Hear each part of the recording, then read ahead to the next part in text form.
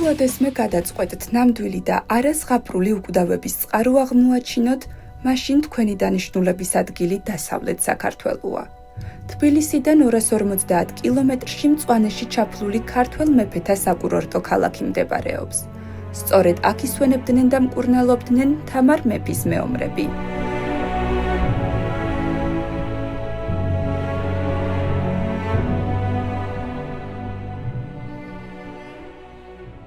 მოგესალმებით იმერეთის პატარა, მაგრამ დიდი წარსულის მქონე ქალაქიდან, წყალტუბოდან. ეს ადგილი სამკურნალო თვისებების მქონე წყლებითა და სტალინური იმპერიისთვის დამახასიათებელი პომპეზური არქიტექტურის მქონე სანატორიუმებითაა ცნობილი. წყალტუბოს მინერალური წყაროების ანალოგი მსოფლიოში არ არსებობს. სწორედ ამიტომ ბუნების ამ უნიკალურ საჩუქარს უკვდავების წყაროდ მოიხსენიებენ.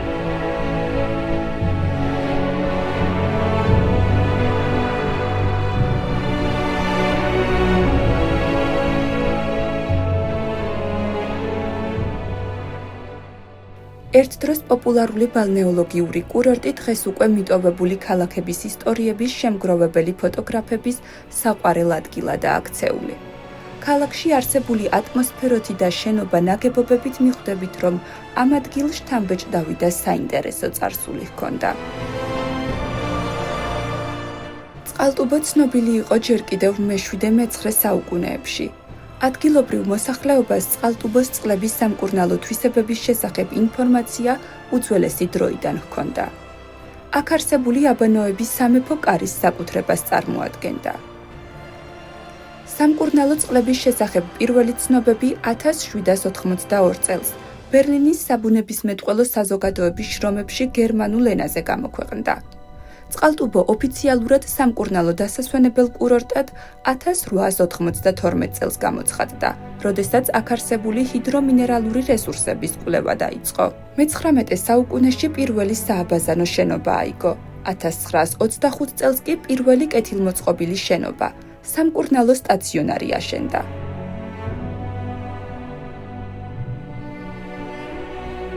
წყალტუბო თავისი უნიკალური მინერალურ რადიონული წყლებისა და გასაოცარი ბუნების გამო საბჭოთა ბელადების დიდ ყურადღებას იქცევდა. იგი ერთ-ერთი ყველაზე პოპულარული ტურისტული მიმართულება იყო მთელ საბჭოთა კავშირში. წყალი აბაზანებში პირდაპირ წყაროებიდან მოდის ყოველგვარი გათბობისა და გაციების გარეშე. აღსანიშნავია, რომ წყალტუბოს მინერალური წყალი 60-მდე დაავადებას კურნავს. ქალაქის დაგეგმარება კი მე-20 საუკუნის 50-იანი წლებიდან დაიწყო. პროექტი საკმაოდ ორიგინალური იყო. ამ გეგმის მიხედვით წყალტუბო ბალნეოლოგიურ, სანატორიულ და საცხოვრებელ ზონებად დაიყო. კურორტის შუაგულში 80 ჰექტარზე ცენტრალური პარკია მოწყობილი, რომელსაც მინერალური წყლების პარკსაც უწოდებენ. აქ 150-ზე მეტი სახეობის ფოთლოვანი და წიწვოვანი მცენარეა გაშენებული. კურორტს ამფითეატრის ფორმა აქვს. 22 სანატორიუმი ცენტრალური პარკის ირგვლივ წრიული პრინციპით აშენდა. თვითონ პარკში კი 9 სააბაზანო მოეწყო. ყველაზე ცნობილია წყარო ნომერი 6, რომელიც ცენტრალური პარკის შუაგულში მდებარეობს. იგი თავის დროზე სპეციალურად სტალინისთვის ააგეს. აქ მისი აბანოს კაბინა დღემდეა შემორჩენილი.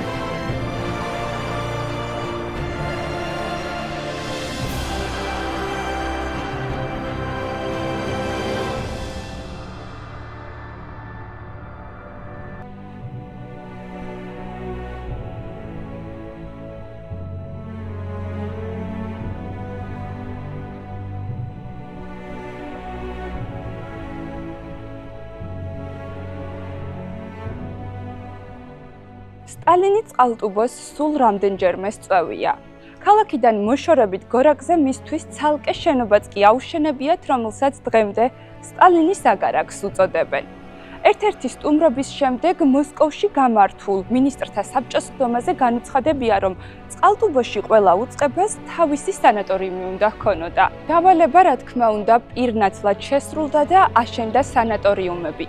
რკინიგზელებისთვის რკინიგზელი, მეტალურგებისთვის მეტალურგი, ხოლო მეშახტეებისთვის მეშახტე. მიუხედავად იმისა, რომ იმ პერიოდში აშენებული სანატორიუმები დღეს აღარ ფუნქციონირებს და მათი ნაწილი ნანგრევებადაა აქცეული, შენობებს წარსული დიდების კვალი მაინც ეტყობა. მონუმენტურობითა და სიდიადით გამოირჩევდა სანატორიუმები მედია, მეშახტე და ივერია. ახლა მათი ნაწილი კერძო საკუთრებადაა აქცეული, ნაწილი კი დევნილების საცხოვრებელს წარმოადგენს. გრანდიოზული არქიტექტურული ნაგებობები რომაული სტილის კოლონებითა და ჩუქურთმებით, ქანდაკებებითა და შადრევნებით, სადაც ეროვნული, ტრადიციული ელემენტებიც გემოვნებითაა შერწყმული, დამთვალიერებელს შორიდანვე ნუსხავს.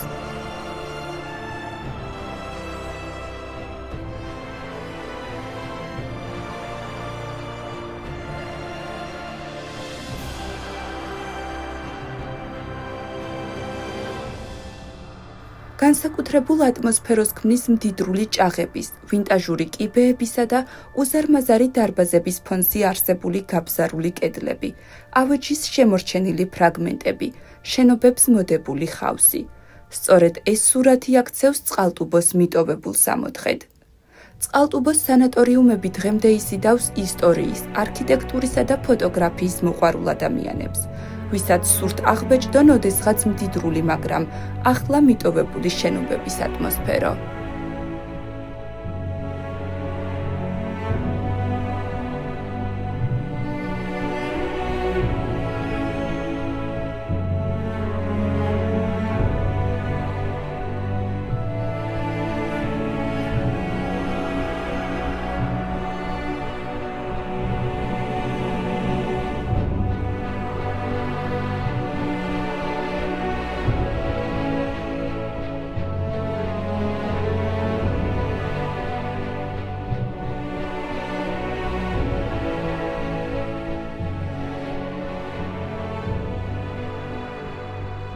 თუ წყალტუბოს ისტორიით სიღრმისეულად დაინტერესდებით, შეგიძლიათ გიორგი ახვლედიანის სახელობის წყალტუბოს მხარეთმცოდნეობის მუზეუმს ეწვიოთ. მუზეუმში, რომელიც 1969 წელს დაარსდა, 36,000-მდე ექსპონატია დაცული. 1991 წელს აკადემიკოსის გიორგი ახვლედიანის სახელი მიენიჭა. მუზეუმის ექსპოზიცია თემატურად სამდიდ დარბაზშია განთავსებული. აქ წყალტუბოს რაიონში გათხრების შედეგად აღმოჩენილი მდიდარი არქეოლოგიური მასალაა დაცული პალეოლითის ხანიდან გვიანფეოდალური ხანის ჩათვლით. ბრინჯაოს ხანის კერამიკის, სპილენძის, რკინის ექსპონატები, ნუმიზმატიკური კოლექცია, ეთნოგრაფიული მასალა, საეკლესიო საგანძური. პირველ დარბაზში წარმოდგენილია ექსპოზიცია ქვის ხანიდან მე-13 საუკუნის ჩათვლით. მეორე დარბაზში საქართველოსა და წყალტუბოს ისტორია მე-14 საუკუნიდან 1917 წლამდე. მესამე დარბაზში კი ქვეყნის უახლესი ისტორიის, პოლიტიკური და სოციალური ფონის ამსახველ მასალას მოინახულებთ. ჩვენ ვიმყოფებით ახლა ეგრეთ წოდებულ მესამე დარბაზში, რომელსაც ვიწყებთ კურორტის ისტორიის გაცნობით. წყალტუბოს ძალიან დიდი ისტორია აქვს, მის წყლებს ძალიან დიდი ისტორია. ლეგენდა გვიამბობს, რომ აქ ყველაფერი ტყით ყოფილა დაფარული, გამოდენიდნენ შინაურ პირუტყვს, აძოვებდნენ ამ ტყეში. წამოსულა წყემს, სიძროხა დაკარგია, ბევრი უძებნია, დაღლილა. უნახავს, რომ მიწიდან თბილი წყალი ამოდიოდა, დაღლის ფეხები ჩაუყვია თბილ წყალში და შვება უგრძნია. მერე ყოველდღე მოდიოდა თურმე სპეციალურად და ყოფდა ამ ცხელ წყალში ფეხებს და გაავრცელდა ის, რომ წყალტუბოში არის წყლები, რომელიც ყველანაირ დაავადებას უხდებაო. აი ამ ლეგენდას მიუღწევია სამეგრელოს მთავრის ყურამდე, რომლის მეუღლეც რაღაც გამოუცნობის ენით მიჯაჭვული ყოფილა საწოლთან. მთავარს უბრძანებია, მოეტანათ ეს წყალი და ისინჯათ, იქნებ დედოფალს რაიმეში დახმარებოდა. მართლაც რამდენიმე აბაზანის შემდეგ დედოფალი სრულიად განკურნებულა. თვითონ წყალტუბო მეგრული წარმოშობისაა, წყალტუბო თბილ წყალს ნიშნავს. აი ესეთია ლეგენდა, მაგრამ პირველი წერილობითი წყარო 1246-50 წლებით თარიღდება. აი ეს წერილობითი წყარო დავით ნარინის წერილობითი წყარო, სადაც მოხსენიებულია მაღლაკის აბანოისა სახლი. მაღლაკში, რახან იმხანად მაღლაკში აბანო არსად არ არსებობდა. მაღლაკი უახლოესი სოფელი იყო წყალტუბოს, ვარაუდობდნენ, რომ აი ეს მაღლაკის აბანოისა სახლი, სადაც არის მოხსენებული, იქ ლაპარაკია წყალტუბოს წყლებზე.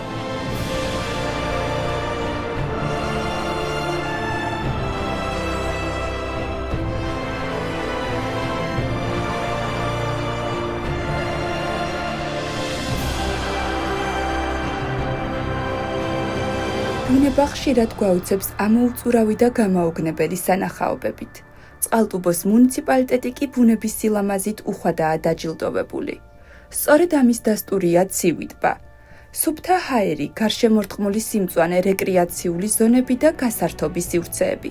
საღამოს კი სასიამოვნო სიგრილე განტვირთვისთვის, დასვენებისა და დროის სასიამოვნოდ გატარებისთვის იდეალურ გარემოს ქმნის. ტბაზე სპეციალური გადასახედია მოწყობილი, საიდანაც ულამაზესი პანორამული ხედები იშლება.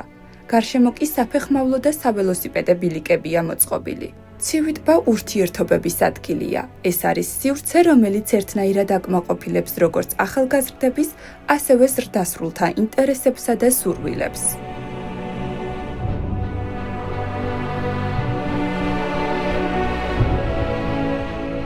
იმერეთი მდიდარია კანიონებითა და მღვიმეებით. მსოფლიო მნიშვნელობის ბალნეოლოგიურ კურორტ წყალტუბოდან 1,6 კილომეტრში თქვენ ახალი თავგადასავალი გელით. თუ ოდესმე დაინტერესებულ ხართ, როგორი შეიძლება ყოფილიყო უძველესი ადამიანის საცხოვრებელი სივრცე, თეთრ მღვიმე თქვენს ინტერესს ნამდვილად დააკმაყოფილებს.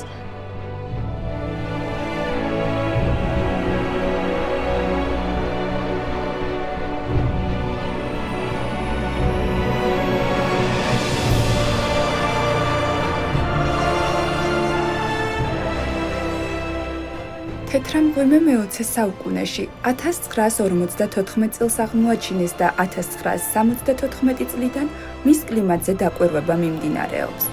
სტალაქტიტებით და სტალაგმიტებით ქათქათა ფერის ნაღვენთებით მორთული ულამაზესი დარბაზების გარდა, ეს ადგილი სამკურნალო თვისებებითაც გამოირჩევა. აქ კლიმატოთერაპიისთვის საუკეთესო პირობებია შექმნილი.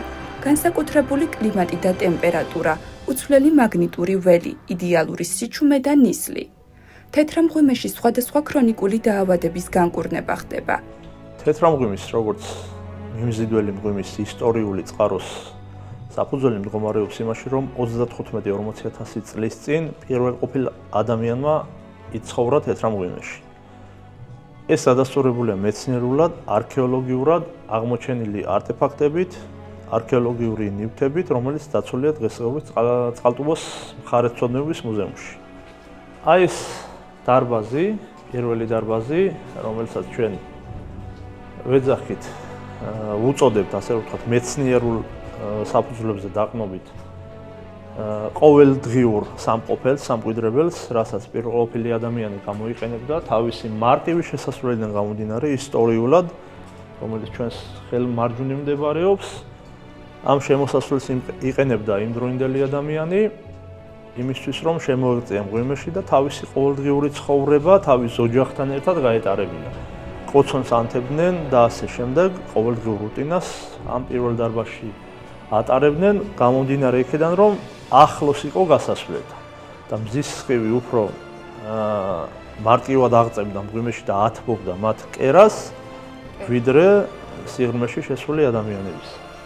ასე რომ, აი აქ შეფერილი შავი ნაღვენთები მიგვითითებს იმაზე, რომ იმდროინდელი ადამიანი კოცონით, ცეცხლით სარგებლობდა და ითბობდნენ ცეცხლზე და აქ შავად შეფერილი ნაღვენთები ნიშანია იმისა, რომ ჭკვარტლი ცეცხლიდან, კოცონიდან ადიოდა, ნელ-ნელა დაილექა თეთრი ფერის ნაღვენთებზე, გარდაიქმნა შავფერად, თუმცა იმ საუკუნეების მერე, რაც პირველყოფილი ადამიანების კერა უკვე გაქრა ამ თეთრ მღვიმეში, ასე რომ ვთქვათ, ნელ-ნელა შევატყობთ, რომ თეთრი ფერის შეფერილობა უბრუნდება თეთრ მღვიმის პირველ დარბაზს, რაც მიანიშნებს იმაზე, რომ სახელი, რაც წარმოდგება თეთრ მღვიმიდან, თეთრ მღვიმე ნელ-ნელა იბრუნებს მღვიმე თავისი შეფერილობიდან გამომდინარე და გადაიკრა ისევ ამართლებს. აი ეს არის უკვე მეორე დარბაზი, რომელსაც პირველყოფილი ადამიანი უკვე გამოიყენებდა სარიტუალო დანიშნულებით. აქ აღმოჩენილია 11 მეტრის სიღრმეზე, აი ზუსტად ამ ორმოში, ზუსტად ასეთი ორმო იყო 6 კერა შემორჩენილი ამ მღვიმეში, რომლის სიღრმეშიც ნაპოვნი არის 15,000 ექსპონატი. აქ გამოფენილი ფოტოები ასახავს ზუსტად ამ მღვიმეში აღმოჩენილი ექსპონატების ფოტოებს. იერსახეს თუ როგორ ცხოვრობდნენ, ანუ როგორ იბრძოდნენ, საყოფაცხოვრებო ნივთებით როგორ სარგებლობდნენ თეთრამღვიმე უნიკალური არის პირველ რიგში თავისი სამკურნალო თვისებებით, რომელიც 70-იანი წლებიდან მეცნიერულად დადასტურებული, დასაბუთებული თავისი მიკროკლიმატით, აღმოჩენილი ჰაერის შემადგენლობით ემსახურება ადამიანებს და ყურნავს სხვადასხვა დაავადებებიდან. ჩვენ თანამედროვე ენაზე ამას ქვია სპელეოთერაპიები. სპელეოთერაპიები, რომლებიც ინჰალატორის გამოუყენებელ ადამიანებს ყურნავს, ასე ვთქვათ, დაახლოებით 2-3-4 სეანსის შემდეგ, სეანსში იგულისხმება დაახლოებით 40 წუთიდან 1 საათამდე, საათნახევრამდე პერიოდი ერთ დღეში, როცა შემოდიან ადამიანები შესაბამისი დაავადებების და ჩივილების მქონე, სუნთქავენ თეთრამღვიმეში, კონკრეტულად მესამე დარბაზში, ჩვენს მარჯვნივ მდებარე დარბაზში, წარმოდგენილი არის სკამები, დასაჯდომები, წამოსაწოლი სივრცეები, ეს სივრცე გამოიყენება კონკრეტულად სამკურნალო მიმართულებით, დიახ, სადაც ატარებენ, ესე იგი, აქტიურ და პასიურ მდგომარეობას, ჯდებიან, წვებიან, ისვენებენ, დაახლოებით ნახევარი საათის შემდეგ აი მოძრაობენ დარბაზში, ფიზიკური დატვირთვიდან გამომდინარე, რომ რაც შეიძლება ღრმად და ღრმად დაიხარჯოს ენერგია და ღრმად ჩაისუნთქოს მღვიმის მიკროკლიმატი, რაც უფრო და უფრო აძლევს საშუალებას ადამიანს, რომ რაც შეიძლება მალე გამოჯამრთელდეს და ძალიან მალე განიკურნოს იმ დაავადებიდან, რაც ჩივილებით მოვიდა ჩვენთან საწყისი დღიდან. თეთრამღვიმე პირველი ეკოტურისტული სივრცეა საქართველოში, სადაც დაძველებული ღვინის დეგუსტაციას შეძლებთ. ეს არის ტურისტებისთვის მიმზიდველი ინოვაციური სერვისი, რაც გულისხმობს მღვიმის თანაბარ, მუდმივ ტემპერატურაზე ბუნებრივ პირობებში ღვინის დაძველებასა და შემდგომ მის დაგემოვნებას.